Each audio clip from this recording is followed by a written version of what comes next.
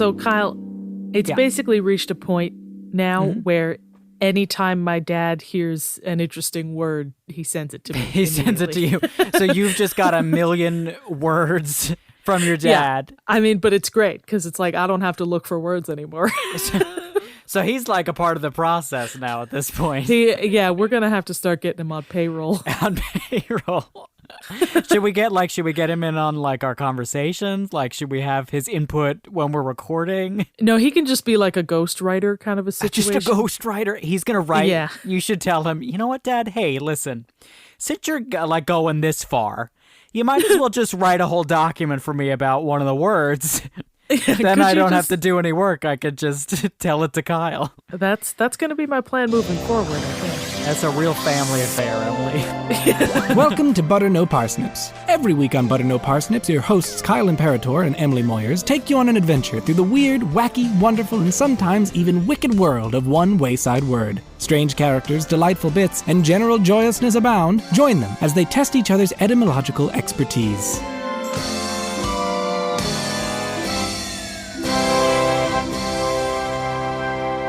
Kyle, it's so great to be talking to you one more time. It is so great. One more time. One more time. No more times after that. This is the last time. You heard it here, folks. This is the last episode of what, Kyle? This is the last episode of Butter No Parsnips. Hey. Congratulations. Probably not something we should advertise. This isn't the last episode. Not at all. Not at all. In fact, I don't know how many more episodes there's going to be. I guess until we die at this point.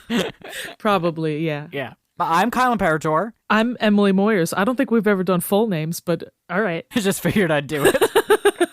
All right. Yeah. Kyle, do you have a word to talk Emily, about? I've got a word to talk about today. That's so good, because I don't. That is bad, but we'll get to that at a later time.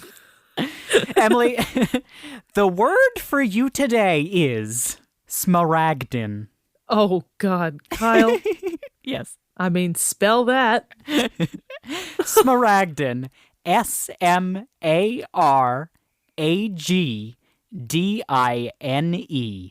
Smaragdine. Yeah, that's what I was afraid you were going to spell. It can also be pronounced Smaragdine, but it's more properly pronounced Smaragdine. What about Smaragdine, which is, I assume, the correct Arabic pronunciation? Yeah, yes. That's al-Smaragdine. Al-Smaragdine. Yeah. I mean, boy, I'm not even sure I can guess the part of speech. I guess I'm going to say it can be pronounced dine. Is it a noun or a verb? It's not a verb. It's mainly an adjective. Wow. But it can be used rarely as a noun. Okay, but an adjective mostly. Is it an adjective that is often applied to a specific noun where it kind of has like a particular use case?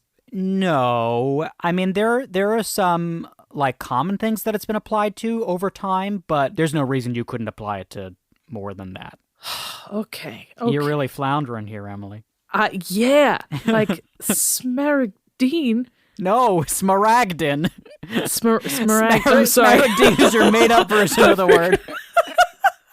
I really forgot that. Smarabadoo. I can't even believe it. Smaragdine. Smaragdine. Okay.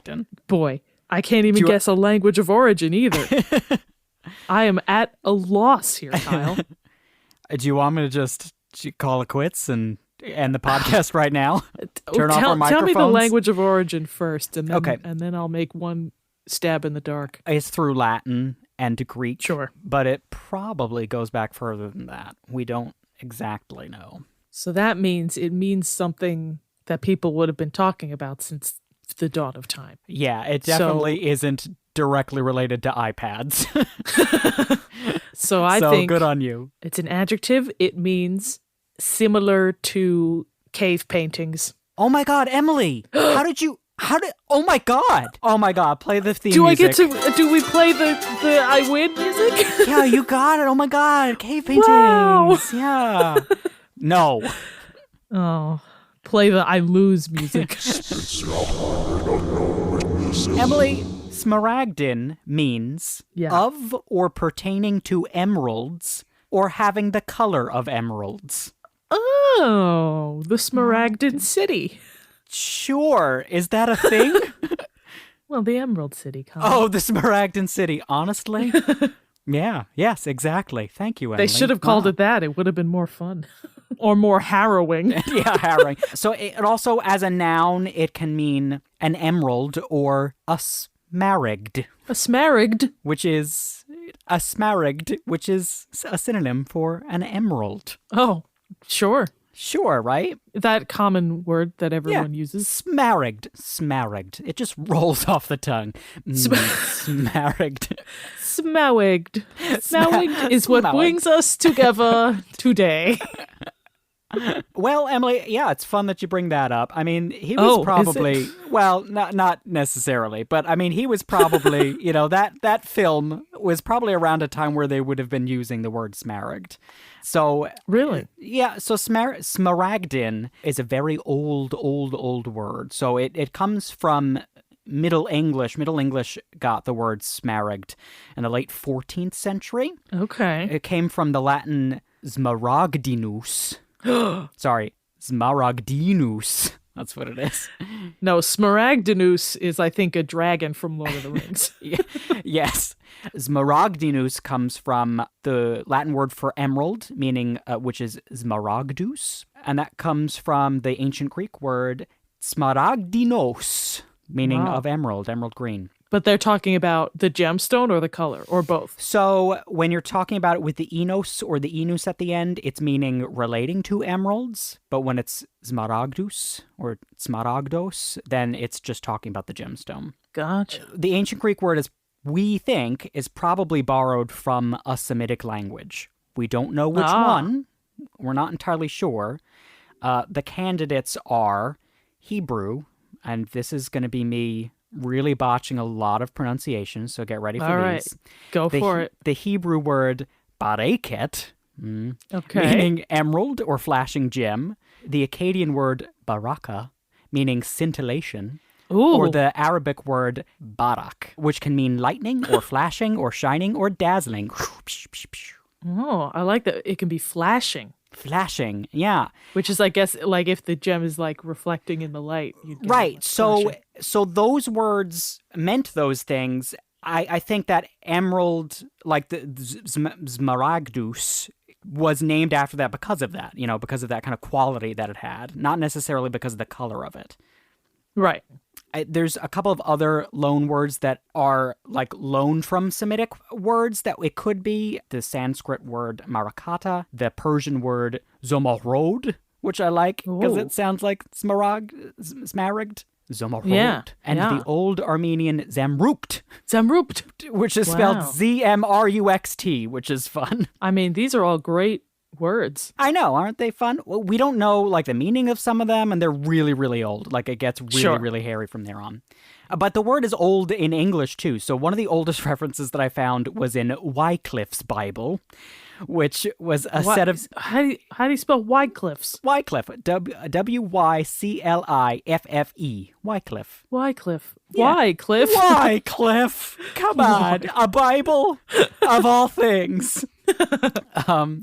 So it's a set of Middle English translations that were made under the direction of this philosopher named John Wycliffe between the years of 1382 and 1395. So the quote in this Bible is, and he that sat was like the sight of a stone jaspis and to sardine, and the rainbow was in compass of the seat like to the sight of Smaragdine. I don't know what any of that means, really. Yeah, I was going to say, like, it's crazy because Smaragdine just doesn't sound like a real word in the context of a sentence, but also there were a lot of words in there that didn't sound good in context. It's just got sardine in there. Maybe it's about fish. Who knows? That guy, Wycliffe, was babbling. It's like, hey, we got some fish here and also a marbaboo. A marbaboo? Sorry? John, you gotta make some sense here. No one's gonna even understand it. This is my Bible. I'll do what I want with it. Emily, you might be asking, why do we use emerald today and not smaragd if the word was originally smaragd? Yeah. Kyle, Why are we using the word emerald today and not smaragd? Oh, Emily, I don't have that prepared. Oh my God, why would you ask me that? Oh no, I'm so sorry. No, I'm kidding. Of course I do. So before the English grabbed their word from the Latin smaragdus, the French grabbed theirs from variants of that word in Vulgar Latin. And the variants were smaraldus and smaraldus. I can hear it inching closer. Inching closer. So the French language, when they were grabbing words from other languages, they tended to add E's to the beginning of Latin words that began with S. Okay. Yeah. So when a language adds a sound to the beginning of a word, it's called prothesis. With a TH, prothesis? Prothesis, correct. Okay. That's opposed to epenthesis, which is a language adding a sound to the end of a word. And when a language is adding a vowel to a word, that's called anaptixis, as opposed to when they're adding a consonant, which is called excrescence, which is really just a vile term for this. Yep. Phonology term. They were doing real hot, and then...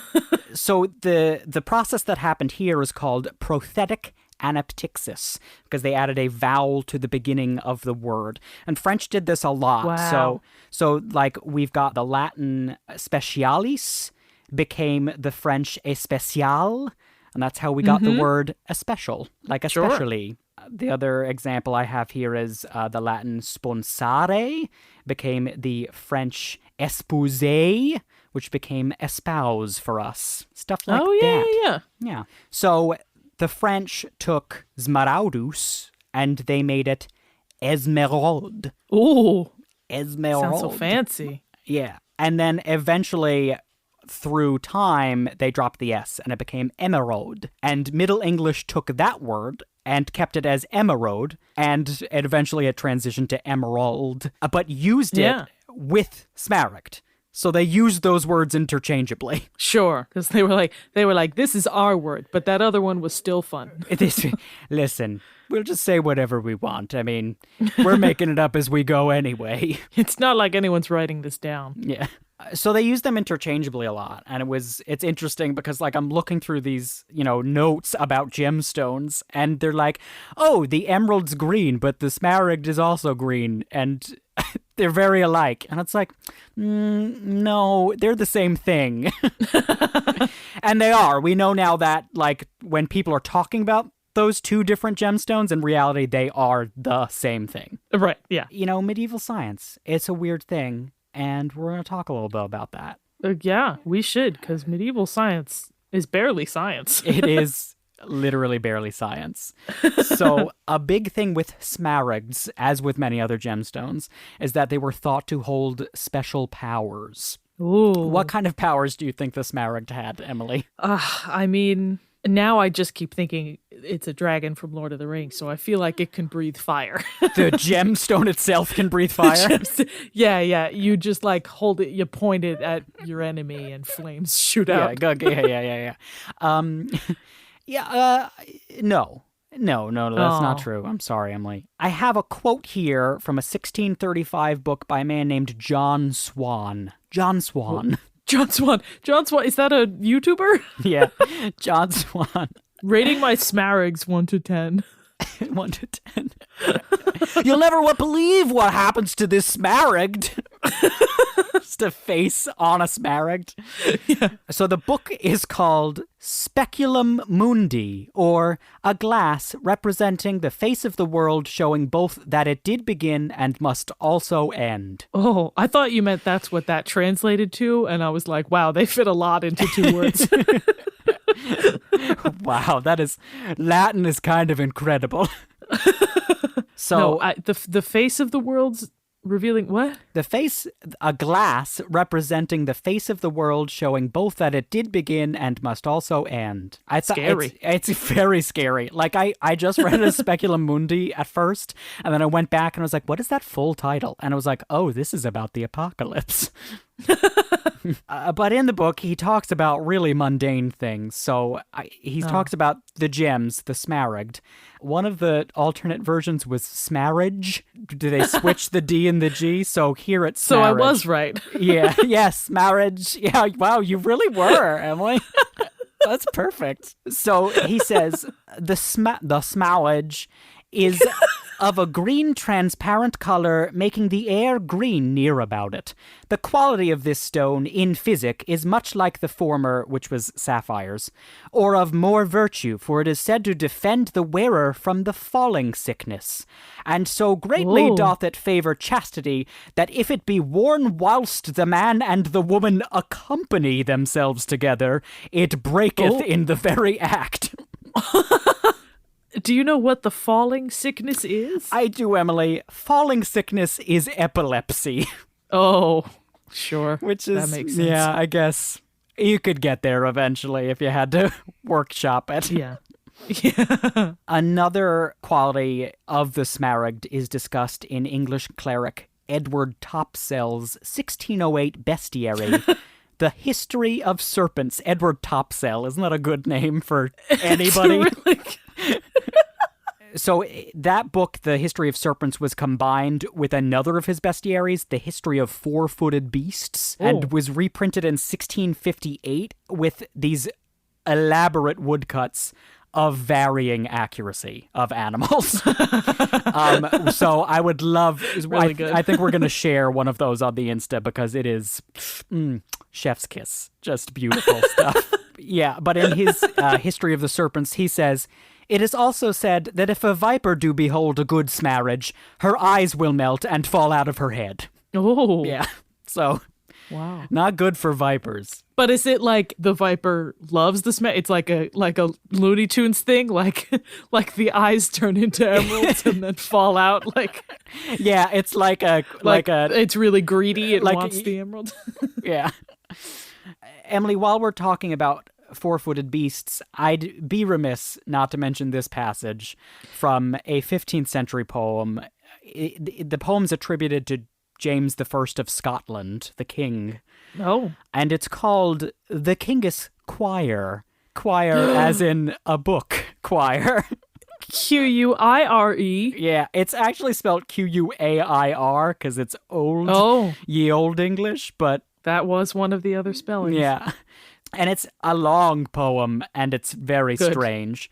But here's one of the stanzas. The Lion King and his fair lioness, the panther like unto the Smaragdine, the little squirrel full of busyness, the slow ass, the drugger beast of pine, the nice ape, the warely porpapyne, the piercing lynx, the lover unicorn, that voidous venom with his everhorn.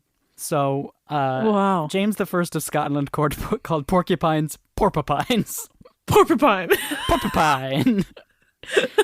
Oh, God, if I could do a Scottish accent, I'd do a James I impression. Nope, I can't get it. I was going to come out as a pirate.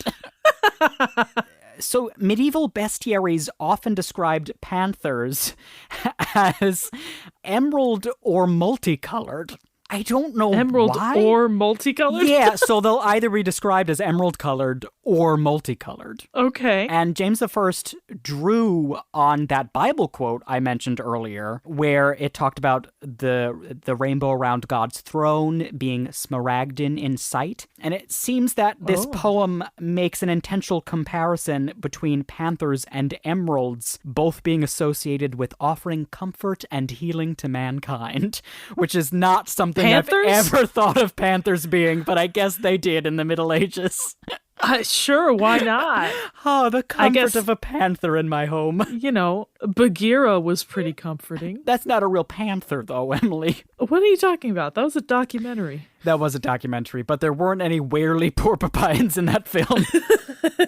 So, this brings us back to the origins of smaragdine, which we talked about earlier, Emily, how the root often referred more to like the dazzling, shining quality of it than like the color itself. The word smaragdine has been used often historically to describe water, which is interesting. Yeah, which is why when you said the Smaragdine city earlier, I was like, what is she referencing? Because I thought maybe you're talking about like Atlantis, and I was like, wow, she's really on the nose there.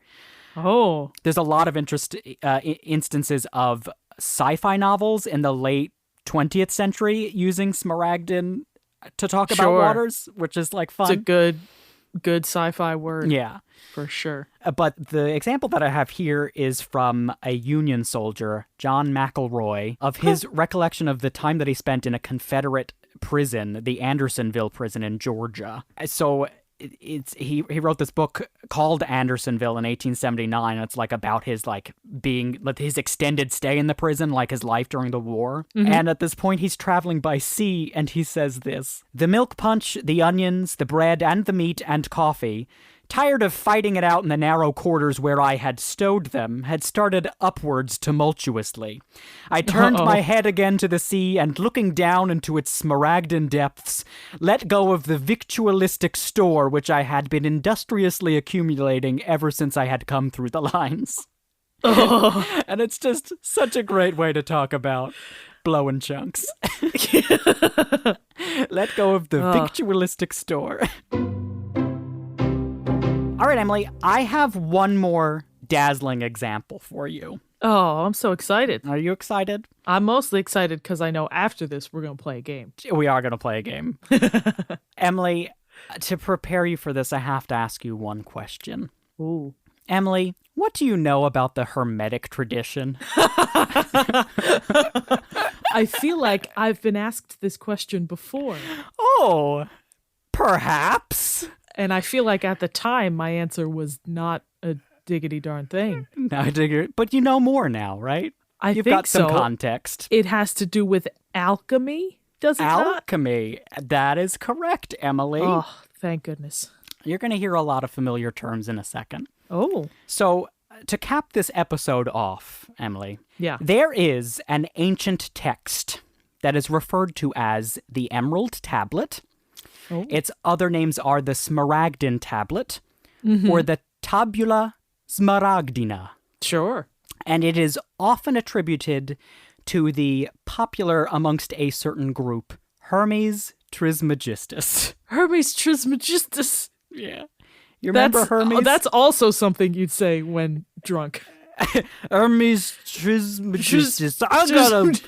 You better watch out. I got a whirly porpapyne at home. He's going to come for you. He's a good boy. He's a good boy, my porpapyne. I love him so much. Hermes, thanks for coming to my open mic. No, should I remember this name? I don't quite. So Hermes is the Hermes of Hermeticism. Aha. The kind of pseudo-legendary figure that is kind of revered for instilling all of this knowledge. Sure. Of his ancient knowledge. So the oldest known source of this text, oh gosh, this is going to be me butchering another pronunciation, but it's in an encyclopedia written in Arabic that's called Siral Khalikawa Senatal Tabia. That's the best you're going to get from me. And in English, that translates to The Secret of Creation and the Art of Nature. Oh. It was compiled between the years 15 and 100 AD, so it's real old. But a big time span there. A big, yeah, well, I mean, they weren't keeping track of the days back then, you know? They didn't have those daily planners saying, this is what I'll do today. In it, the narrator states he discovered the text in a vault below a statue of Hermes in Tyana, and that inside the vault, an old corpse on a golden throne held the Emerald Tablet. I mean, this is a great mythos here. I don't know if it's real, but I'm going to put it in my next D&D game. I know, right? For sure. Like super, it's very Goonies. Yeah, absolutely it is. I don't know which inspired the other, but... You think this guy saw the Goonies first? Like, I know what I'm going to do about my tablet situation now. And then they have to play the piano to get through. Or else the floor's going to fall away. So funny. Then a guy's going to come out and yell, "Hi, everybody!" or something like that. Oh, God. So, Emily, the text is extremely short. It's like 12 or 13 sentences. Wow. Yeah, but it became extremely well known amongst Trismegists, which are followers of Hermes. Yeah, absolutely they are Trismegists. Yeah. Because it was believed that it held alchemical secrets, namely the secrets of the one thing, which Oh. alchemists believed to be the Philosopher's Stone. Oh. Cue the Harry Potter music.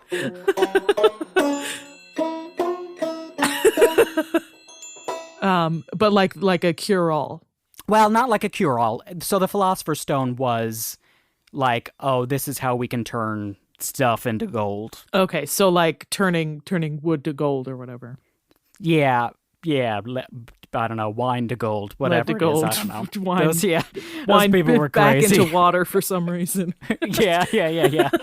So this is a name you may remember. It was a certain Johannes Trithemius. He offered a different perspective on the Emerald Tablet, where it said, the one thing. He says that the one thing is actually a metaphysical meaning and means not the Philosopher's Stone, but the anima mundi, or the world soul. Oh, like the soul of the world, the earth, Gaia? Yeah, the alchemists believed that, everything was one, man. Oh, yeah.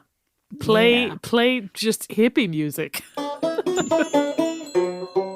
Emily, if only we had a knowledgeable source who could help us understand the words of Hermes and Trithemius, if only there was somebody who, maybe that we know personally. Well, I mean, I can think of one guy, but I also seem to recall that he deliberately wrote in a way that was unintelligible. Oh, Emily, are you talking about the man that we spoke about in our logomachy episode, perhaps? Yeah. I can almost remember his name, but I can't. Heinrich Cornelius Agrippa von Nettesheim. That's right, Sexy Agrippa. Sexy Agrippa. Which is a sound file that we had to look at for weeks. Truly. For any of you at home who may be unfamiliar with this, it may be all of you. You should go back and listen to it. Yes, I do not have the time to fill you in, but please go back, listen to our logomachy episode. It was my opus, my magnum opus. But in Agrippa's 3 books of occult philosophy, Emily, as he's considering what saith Hermes in his Smaragdine tablet, he describes the elemental earth and the heavens as one, as thus. Now the basis and foundation of all the elements is the earth, for that is the object, subject, and receptacle of all celestial rays and influences. It being made fruitful by the other elements and the heavens, brings forth all things of itself. It receives the abundance of all things, and is, as it were, the first fountain from whence all things spring. It is the center, foundation, and mother of all things. It is the first matter of our creation, and the truest medicine that can restore and preserve us. And that is Anima Mundi, the Smaragdine tablet. Yeah, but it's like that is the cure-all. Yeah, it's like the soul is the cure-all, Emily. Yeah. Man. Yeah, man. Name's just all Agrippa. We just gotta connect to Mother Earth. Solve all your troubles. Troubles? They're gonna be floating on a Smaragdine sea, man. Oh, man. Okay, Emily. All right. You ready to play a little game? I am so ready to play a game. Let's get this train back on its tracks here. Emily, the game is called You're an Emerald, Harry.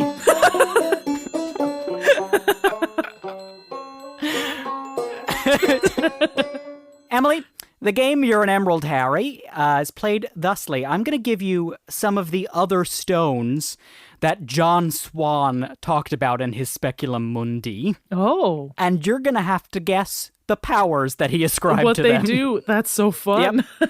Oh, good. I'm glad you like it. So your first stone is adamant. He says of adamant, he calls it the hardest of all stones, but notwithstanding, it is softened with what? Oh, it is softened with water. That was your best guess.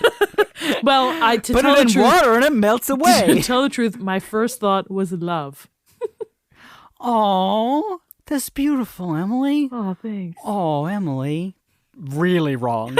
You ready to learn what it... So adamant is what they called in Middle English diamonds. Okay. And John Swan believed that diamonds, notwithstanding, are softened with goat's blood being warm soon after she hath eaten parsley or drunken wine. Oh, okay. I mean, it's just true nowadays, right? Sure. I mean, I keep a bottle of drunk goat's blood right on my desk. Just in case I gotta soften some diamonds Just up. in case someone comes in with an adamantine weapon. Yeah. Emily, your next gem is Acades. Oh. About Acades, it is said that eagles lay it in their nests to do what? To hatch more eagles? To hatch more. They're It's just a eggs? fertility charm. Yeah. They're just eggs. Oh my god. Gemstone eggs? But Egg they Acades. hatch like Pokemon eagles that are made of crystal. Oh my god. Honestly, again, majestic. But very wrong. So Acades is the Middle English word for agate, which is what we call it nowadays. Got it. And John Swan said that eagles laid in their nests to preserve their young from poison. Oh. He says that Pliny also affirms that it is good against poison and stinging of scorpions, and is supposed to procure eloquence and make men wise and fair-spoken. Oh. Does it make eagles wise and fair-spoken too? Your next one is dendritis. Ooh. He says, dendritis is a white precious stone which being put under a tree does what? I mean, when I initially heard it, it sounded to me like a toothpaste, so I think it cleans the tree. That's interesting. Yeah, it does sound like a toothpaste brand. Yes. So dendritis doesn't directly correlate to any known gemstone we have today. It's probably was just any gemstone that had like a branching pattern inside of it. He says, dendritis is a white precious stone which being put under a tree keepeth the axe that cutteth it from dulling. So I guess it's kind of like a toothpaste for the axe, Emily. Sure. Emily, your next gemstone is Androdamus. Ooh. Swan says, Androdamus is a stone hard and heavy, bright like silver and in form like diverse little squares. It putteth away rage of what? It putteth away rage of the stomach. It's like Pepto-Bismol. Emily, that's a wrong answer, but like a really clever one, and like something that makes a lot of sense. Well, because I was thinking of the what is the mineral that's in Pepto-Bismol? Oh, it's bismuth. In its crystalline form is like squares, so that's why I thought of that. Bismuth. Oh my gosh. Yes, Pepto-Bismol. We've been eating bismuth. Oh, Bismol. That makes so much sense. Yes, that's where the Bismol comes from. Well, no. I wish we had a potion for this, but it putteth away rage of lechery. Oh. So lust. Wow. And as the magicians think, saith Pliny, it stoppeth the force of fury and anger. So it's good for both of those. So it's just a relaxer. Regular rage as well. Yeah. Yeah. Okay, Emily, you ready for your last gemstone? One more? Yeah, one more. All right. Hit me. Galactides. Galactides is just what they call underwear in space. Galactide-whities. Swan says, Galactides is of an ash color. It seemeth to sweat out a kind of what? Oh, it sweats out a kind of wine. Honestly, Emily, it's pretty close. So he says, Galactides is of an ash color. It seemeth to sweat out a kind of liquor like unto milk. Oh, milk isn't a liquor, though. Yeah, I guess he meant liquid, but I guess maybe they got drunk on milk back then. It was unpasteurized. That's fair. And then he says, Pliny saith it increaseth milk in nurses and keeps the mouth of the child moist if it be hanged about the neck. Ugh. I just don't know why we want to keep kids' mouths moist. It's like when you want a dog's nose to be wet. That means they're all good. Majestic, Emily. That's the word for me today. The word for Emily is majestic today, and the word for this episode was Smaragdine. Wow, way to wrap it all up. It's all wrapped up neatly. Oh, guys, you can find us just all over the internet. We are on Facebook at Butter No Parsnips. We are on Instagram at Butter No Parsnips Podcast. And if you liked today's episode, which I hope you did, consider giving us a 5-star rating or review us wherever you are listening to us now. And if you really liked us, we are also on Patreon at patreon.com/butternoparsnips. You can consider donating to us there, get early access to episodes and access to our exclusive Patreon podcast. I was going to say what we're doing this month, but I don't know what we're doing this month, so... You'll have to come find out. I've been Kyle Imperatore. I've been Emily Moyers. And signing off! This has been Butter No Parsnips. Signing off. Bye! Signing off!